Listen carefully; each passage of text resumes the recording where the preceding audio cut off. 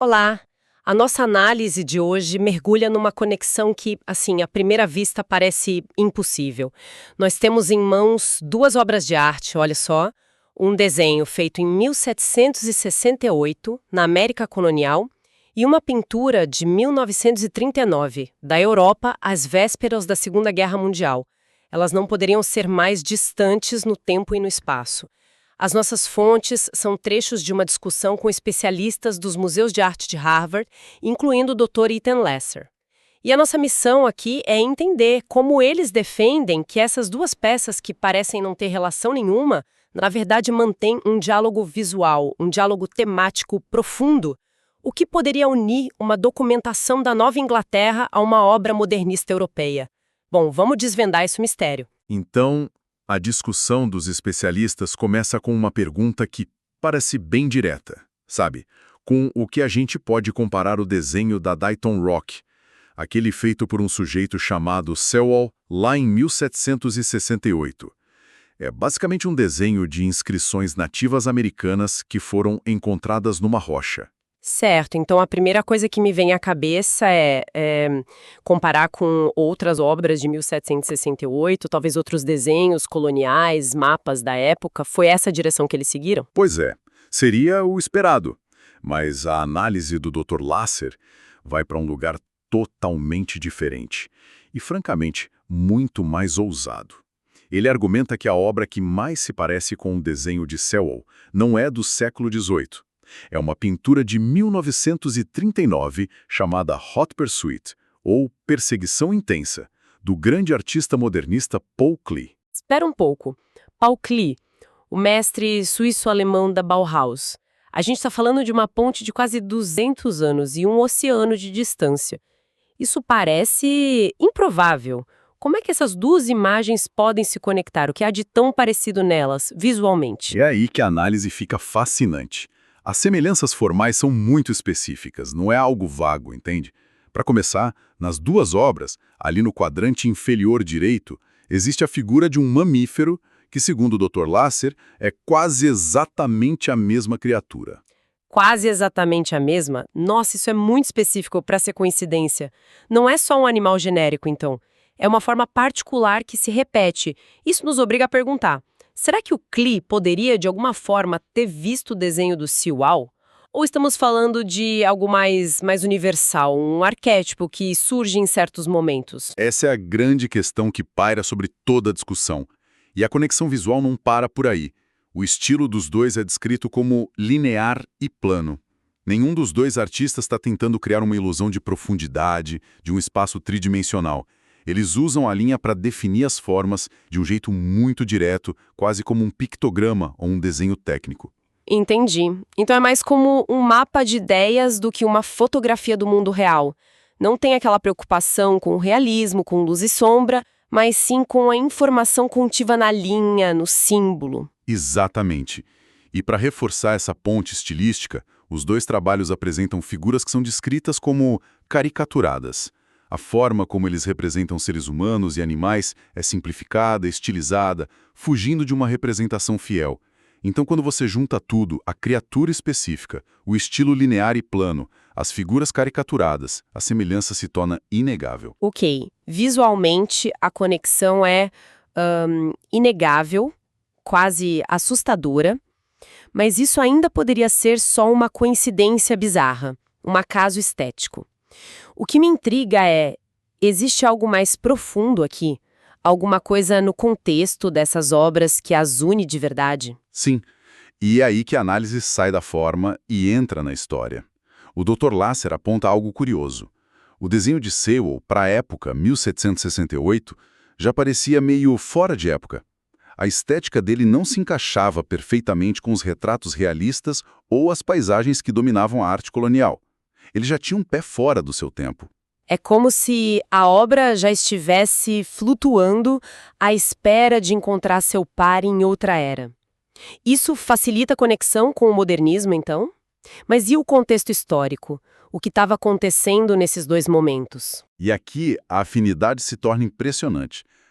Em 1768, a Nova Inglaterra estava no olho do furacão. As tensões com a coroa britânica estavam no auge.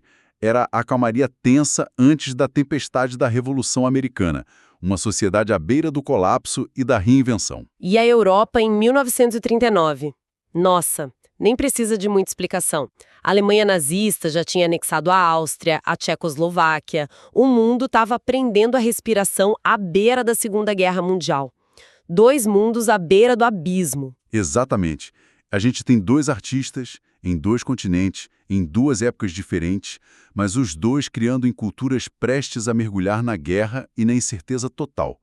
E a fonte levanta a questão central. O que significa que artistas, em momentos de crise tão aguda, recorram a um estilo que parece universal, quase primitivo ou infantil?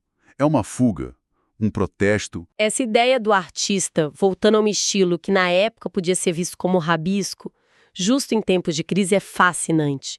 A história pessoal do Klee, em particular, parece ser a chave para entender isso, não é? Como ele chegou nesse ponto em 1939? A história dele é fundamental. Klee não era um artista marginal. Ele era uma figura central no movimento Bauhaus, um professor aclamado, respeitado em Düsseldorf, na Alemanha. Ele estava no epicentro da vanguarda europeia.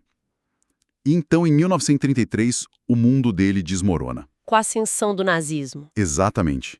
De um dia para o outro, ele é demitido do cargo, mas não foi só isso. O regime nazista declara que toda a sua obra, o trabalho da vida dele, é arte degenerada. Entartete Kunst. Eles não diziam apenas que era feia, diziam que era doente, corrupta, uma ameaça ao espírito alemão. Ele não perdeu só o emprego, ele perdeu o país, a identidade cultural e foi forçado a se exilar na Suíça. Uau! Isso muda tudo. Não é uma escolha estilística feita num estúdio confortável. É a resposta de um homem que perdeu o chão, que viu a civilização se transformar em barbárie e rotular sua expressão mais íntima como uma doença. Precisamente. E é nesse contexto de trauma, de exílio, que surge a teoria apresentada na discussão. A de que Klee pode ter buscado nesse estilo simples, linear, uma espécie de linguagem universal. No momento em que as linguagens da política, da nação, do racionalismo, estavam sendo usadas para dividir, para odiar, para destruir, talvez ele estivesse procurando uma forma de comunicação que estivesse abaixo ou acima de tudo isso. Uma linguagem que qualquer ser humano pudesse entender, despida das camadas de nacionalismo e ideologia que levaram o mundo à beira da guerra. Exato. A discussão levanta a questão se realmente existe uma linguagem universal na arte, que é um conceito bem complexo. Mas para Klee, talvez fosse uma necessidade existencial acreditar que era possível retornar a algo fundamentalmente humano, algo que todos compartilhamos. E as fontes mencionam outra coisa que aconteceu nessa época e que parece se encaixar perfeitamente nisso, certo? A descoberta das cavernas de Lascaux.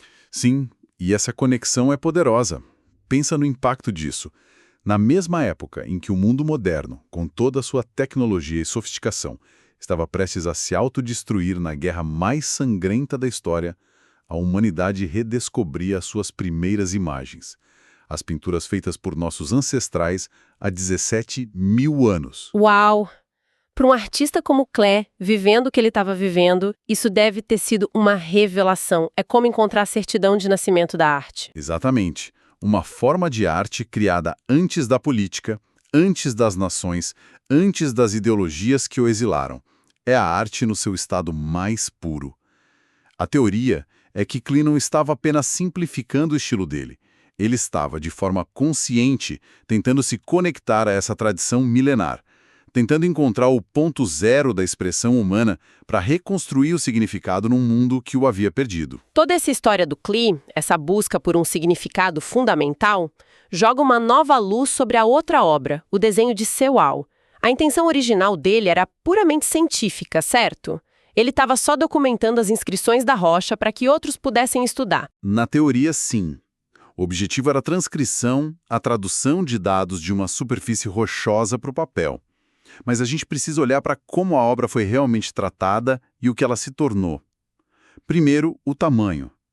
A fonte destaca que era uma das maiores imagens independentes criadas na Nova Inglaterra naquela época. Não era uma anotação de campo num caderninho, sabe? Era uma peça de grande escala. Então, mesmo que a intenção fosse documental, o resultado foi uma obra de arte imponente. É difícil criar algo daquele tamanho sem ter consciência do seu poder visual. Exato. A obra adquire o que a fonte chama de grande poder icônico. Você pode olhar para ela e ser impactada por ela sem nunca ter visto a Dighton Rock, sem saber nada sobre a origem. Ela se sustenta como uma imagem por si só. E o contexto em que ela foi exibida originalmente reforça essa ideia. Não foi guardada num arquivo científico, foi? De jeito nenhum. Foi exibida em Harvard, num lugar chamado Câmara de Filosofia. E isso é crucial. Uma Câmara de Filosofia no século XVIII não era um laboratório ou uma biblioteca. Era um espaço de ideias, onde diferentes formas de conhecimento eram colocadas lado a lado. O que mais tinha lá? Tinha pinturas a óleo, retratos, instrumentos científicos, artefatos de culturas distantes, mapas de estrelas. Era um microcosmo do conhecimento da época. E nesse ambiente, o desenho de Sewall não era apenas um documento.